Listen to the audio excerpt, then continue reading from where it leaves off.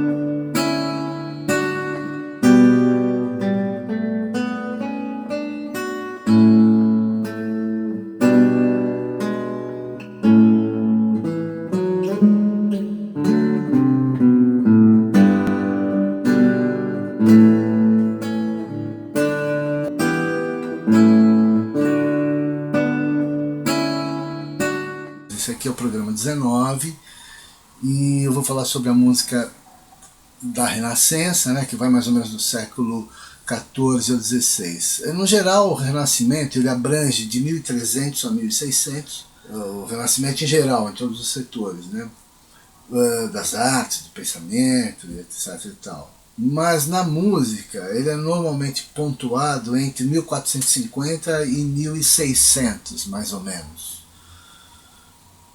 E a Renascença na música é considerada por alguns historiadores como a grande e a principal.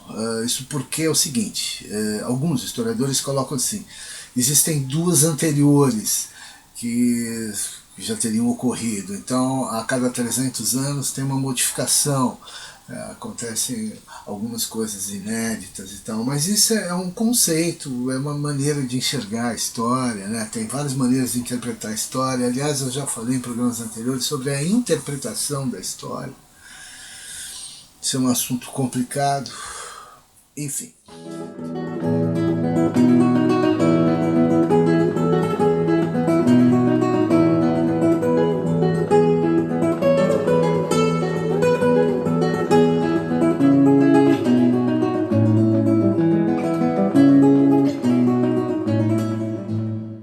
De toda forma, a Renascença do século XIV a XVI surge como um ressuscitamento da cultura grega antiga, trazendo o pitagorismo, o platonismo e o aristotelismo à tona como vertentes principais da filosofia. Todos nós sabemos do peso enorme que os filósofos, que os pensadores, né, que a gente chama de filósofos, que muitos pensadores exerceram, influenciaram no pensamento geral da sociedade, quer dizer, em todas as extensões, em todos os setores da sociedade, em todas as áreas, inclusive na música. Basta estudar essa história toda que a gente perceberá. Mais adiante eu vou voltar nesse ponto. Segundo a própria historiografia, a Renascença tem suas bases filosófico-ideológicas dentro da própria Igreja Católica, que já no século XIII, com homens como Francesco d'Assisi, né, que é o Francisco de Assis, vão trazer a ideia de libertação das amarras do pensamento fiel ao abstrato ideológico cristão, né, que sempre perdurou e em grande medida perdura até hoje, para uma visão mais científica da vida e da natureza. Isto porque estes homens específicos do clero, alguns homens do clero, por serem profundos estudiosos da filosofia grega antiga e por serem dotados, né, de um conhecimento geral, acabavam por inspirar-se em novos horizontes do intelecto humano. Okay?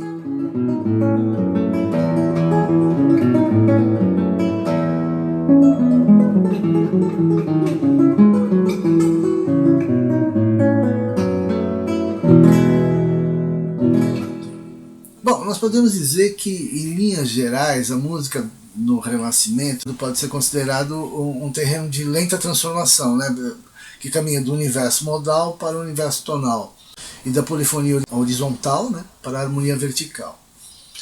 É um período também de grande renovação, né, no tratamento da voz, na orquestração, no instrumental e na consolidação dos gêneros e formas puramente instrumentais, como as suítes, as danças parladas.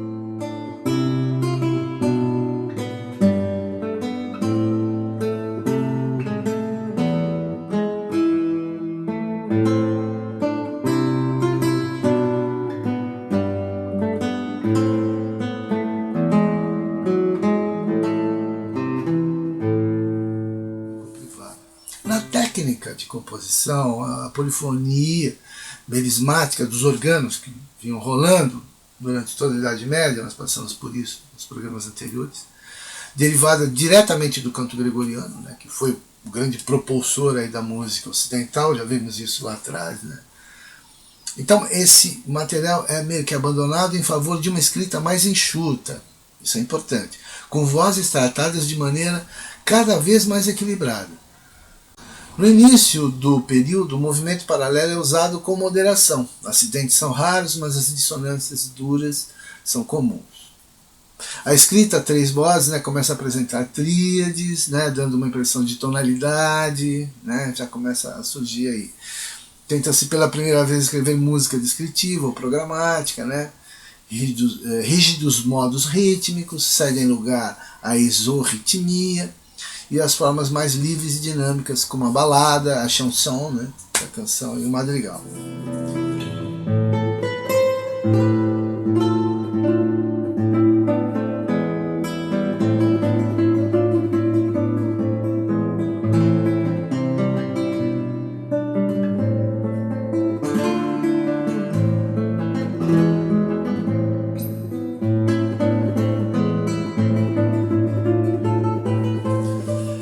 Na música sacra, a forma da missa se torna mais prestigiada, né? E a notação evolui para a adoção de notas de menor valor.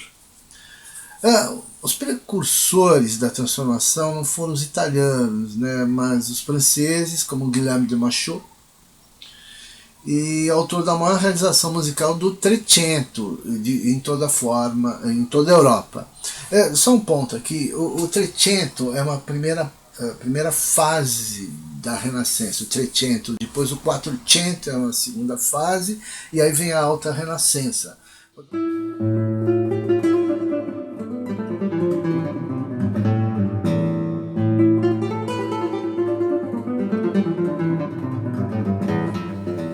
A música italiana dessa fase inicial muito pouco chegou a nós, embora se saiba que a atividade era intensa e quase toda no terreno profano, sendo as principais fontes das partituras. Né? Eu só queria lembrar que algumas famílias exerciam grande influência, como a família Médici, por exemplo, que eles eram como Lorenzo de Médici.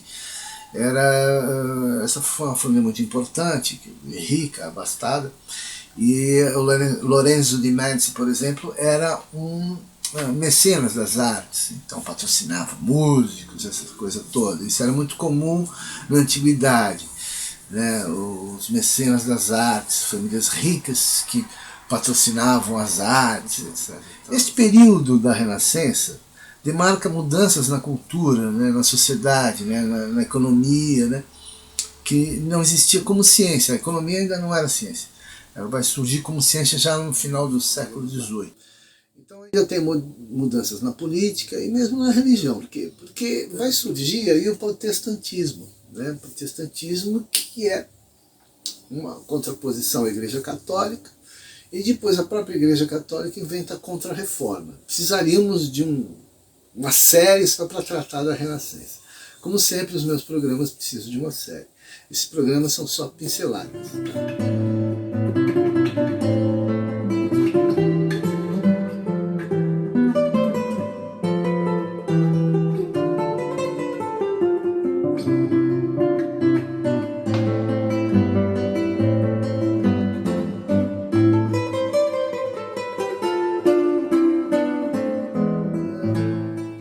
A lenta transição do feudalismo para o capitalismo na Europa se dá exatamente nesse período entre o final da Idade Média e a Renascença. Quer dizer, a Renascença é também propulsor, esse período é propulsor daquilo que vai vir a ser o capitalismo, que ainda não é capitalismo, tá certo? Ele é mercantilismo. O capitalismo moderno ele só surge mesmo depois da Revolução Industrial, a partir do capitalismo industrial. Aí já é o capitalismo dos nossos dias, né? É outro padrão, né? Muda totalmente os paradigmas. Isso é fundamental entender isso para poder entender como que a música vai ser não só produzida, como ela vai ser tratada, porque ela passa a ser mercadoria. A partir do momento que você tem, a partir da Revolução Industrial, a música mais lá adiante, chegaremos lá, ela vai ser tratada como mercadoria, ok?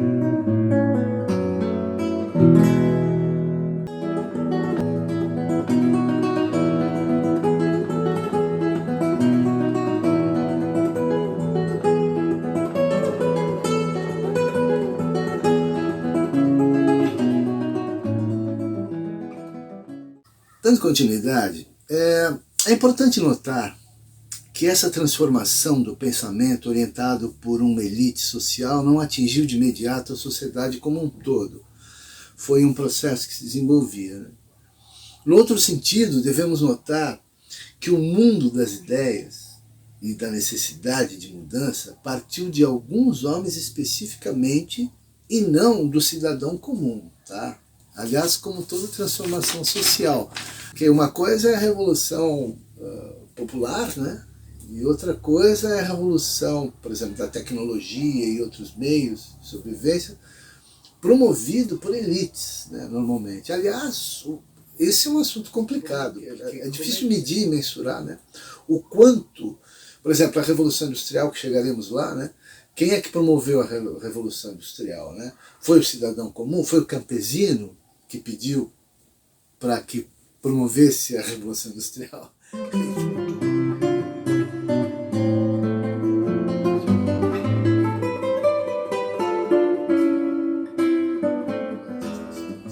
Sabe-se que a Renascença começou primeiro na Itália, em Toscana, nas cidades de Florença e Siena, depois em outros países europeus, Inglaterra, França, Alemanha, Países Baixos, Península Ibérica.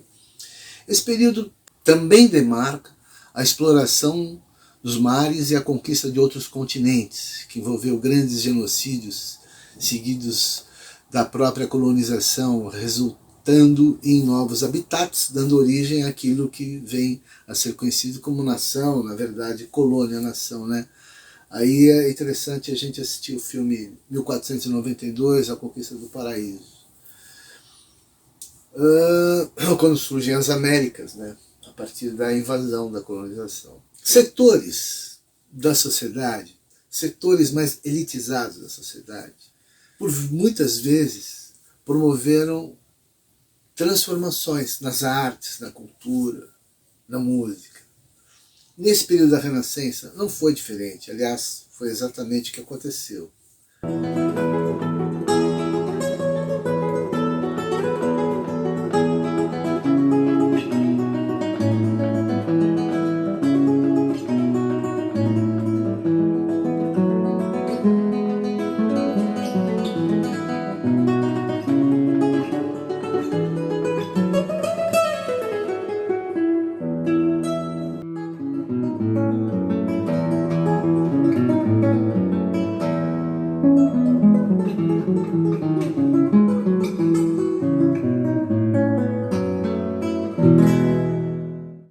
Um grupo chamado Camerata Florentina, liderada por um conde chamado Giovanni Bardi. Esse grupo se reunia na casa em Florença, na casa do próprio conde.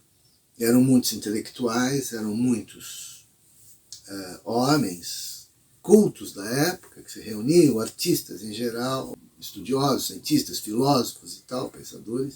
Entre eles, o pai do Galileu Galilei, que era o Vincenzo Galilei, que era contrapontista, que era músico. Giulio Caccini, que é um dos pioneiros da ópera, um dos principais criadores da ópera, com Jacopo Peri, ou Jacopo Peri, não sei como é que eles pronunciam. Esses homens se reuniam e esses homens achavam que a polifonia estava obliterando o texto, estava obliterando a própria música, porque eram muitas vozes e muitos textos e tudo mais. Já vimos que a polifonia é um tipo de música com várias vozes que se entrelaçam e tudo mais, que é o que era a polifonia da Idade Média. A polifonia nunca deixou de existir, mas deixou de predominar. E aí eles achavam que estava muito confuso, e aí resolveram centralizar. Então, uma voz só, uma melodia, e o resto das vozes viriam a ser a harmonia, que iria acompanhar essa melodia principal. Daí que surge então a tal homofonia. Então o que temos hoje é a homofonia dos nossos dias, que é a melodia acompanhada por uma harmonia. Esse período ele vai demarcar uma coisa que surge, que eu já toquei nesse assunto antes, que é a era da razão, age du raison.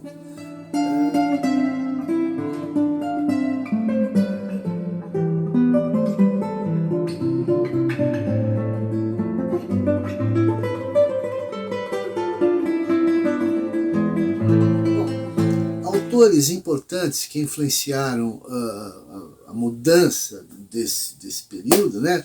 Na filosofia você tem Erasmo de Roterdã, Thomas Moros, Giordano Bruno, Niccolo Copérnico, Galileu Galilei, Michel Montaigne e outros. Na literatura, Dante Alighieri, né? O Maquiavel, né? Que é famoso pelo Príncipe, o William Shakespeare também, né? Na pintura aí tem vários, né? O Leonardo da Vinci, o Michelangelo, são muitos aí pintores que serão importantes nesse período e que vão realmente trazer todo um novo conceito, não de perspectiva na pintura, mas não, isso é espelho dos outros setores de atividade. A maior parte desses autores dão base à Revolução Científica do século XVI, que ainda viria e que teria como consequência a Revolução Científica do século XVIII. Como diria Roy Bennett, o período da Renascença se caracteriza na história da Europa Ocidental sobretudo pelo enorme interesse devotado ao saber e à cultura. Particularmente, há muitas ideias dos antigos gregos e romanos, conforme eu já observei antes. O homem explorava igualmente os mistérios de suas emoções e de seu espírito, desenvolvendo uma fina percepção de si próprio e do mundo ao seu redor. Em vez de aceitar os fatos por sua aparência, passou a observar e questionar, passou a deduzir coisas por conta própria. Todos esses fatores tiveram forte impacto sobre pintores e arquitetos, escritores e músicos, né? E naturalmente sobre aquilo que criavam. Claro, lógico. Então, na Renascença, os compositores passaram a ter um interesse muito mais vivo pela música profana, inclusive em escrever peças para instrumentos, já não mais usados somente com a finalidade de acompanhar vozes. Roy Bennett, nesse período da Renascença, vai destacar alguns pontos importantes, como a música sacra, com os motetos, né, e missas, né, que vão se exaltar e vão surgir, né, técnicas, né, de composição, vai destacar também compositores e músicos e pensadores dos Países Baixos e da Itália, como Josquin des Prez, por exemplo, que é da Holanda, né? O Palestrina, que é da Itália, né?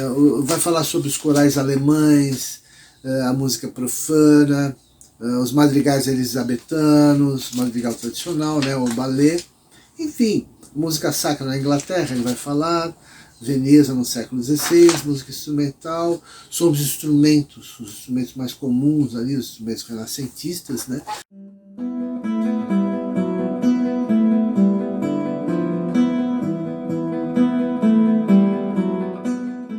ele também coloca aqui do ponto de vista musical que uma das diferenças mais marcantes entre os estilos medieval e renascentista é a tessitura musical, a maneira como o compositor trabalha o tecido de sua música, né?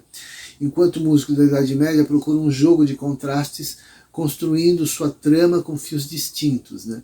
Dispostos um contra o outro. O renascentista visa um tipo de tecido com os fios todos combinados. Enfim, aí são questões mais técnicas e tudo, da composição musical, né? Enfim. Bem, conforme observa o Bruno Kiefer, o que hoje chamamos a simultaneidade de vários sons de acorde, para nós, né, ao contrário do que sucedeu na Idade Média, por exemplo, o termo acorde significa entidade sonora que, sendo um todo formado por um conjunto de intervalos, é mais do que a simples soma das propriedades dos intervalos componentes. É que no século XIV a linguagem harmônica é fundamentalmente a mesma do século XIII, século XIII que é herdeiro ainda da Idade Média. Observa-se, no entanto, um emprego mais frequente de terças e sextas, em combinações que mais tarde seriam chamadas acordes perfeitos, né, o maior e menor, que a gente usa até hoje, né? Então, nesse período aí que vai surgir esse tipo de, vamos dizer, de avanço aí na construção da música.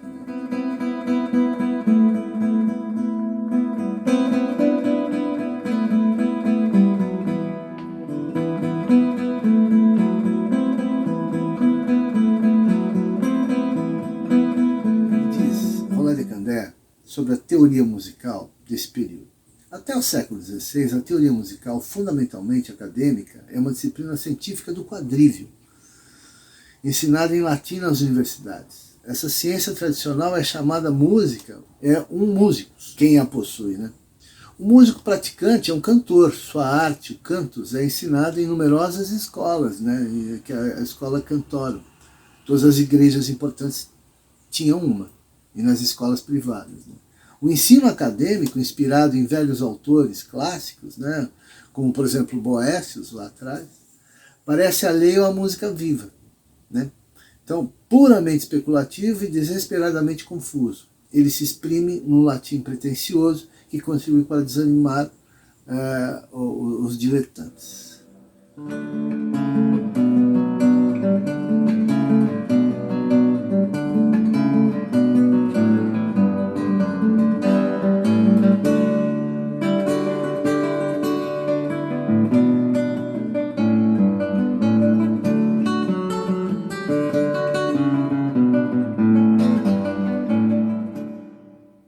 Outro autor aqui que eu já citei várias vezes, o Claude Paliska, autor importante, ele observa o seguinte, que a experiência de redescoberta da antiga cultura greco-latina avassalou a tal ponto a Europa dos séculos XV e XVI que não podia ter deixado de afetar o modo como as pessoas concebiam a música.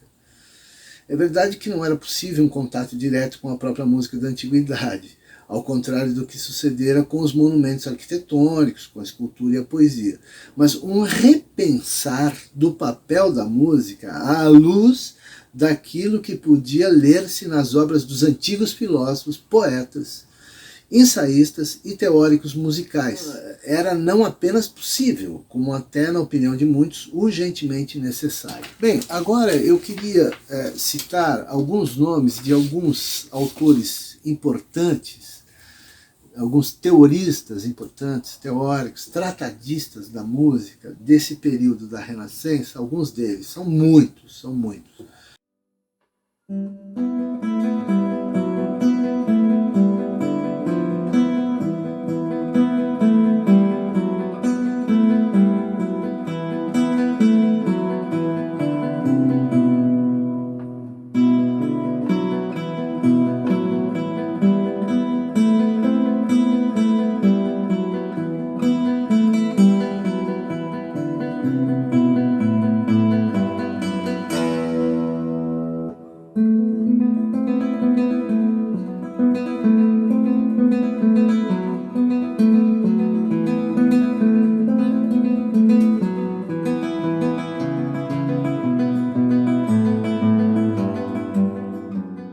Bem, então eu vou ficar por aqui nesse programa 19. Teria muitas outras citações para fazer, todo um estudo muito amplo. Esse aqui foi mais um programa que eu apenas pincelei alguns assuntos superficialmente sobre a Renascença. Então, até o programa 20.